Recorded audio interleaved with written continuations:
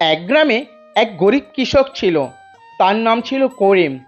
করিম সারাদিন মাঠে কাজ করত, কিন্তু ফসলের বেশিরভাগই তাকে দিতে হতো গ্রামের নিষ্ঠুর জমিদার রতন চৌধুরীকে। জমিদার এতটাই লোভী ছিল যে কখনোই কৃষকদের কষ্ট বুঝতো না।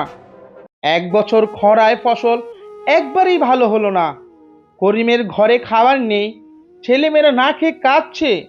তবুও জমিদার তার লোক পাঠিয়ে বলল, খাজনা দিতেই হবে, না হলে জমি কেড়ে নেবে। করিম খুব কষ্ট পেল, কিন্তু হাল ছাড়ল না।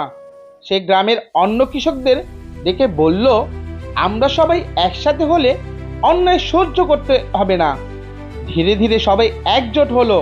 পরের দিন তারা সবাই মিলে জমিদারের সামনে গিয়ে দাঁড়ালো। করিম শান্তভাবে বলল, আমরা পরিশ্রম করি আর আপনি সব নিয়ে যান, এটা অন্যায়। এত মানুষ দেখে জমিদার ভয় পেল।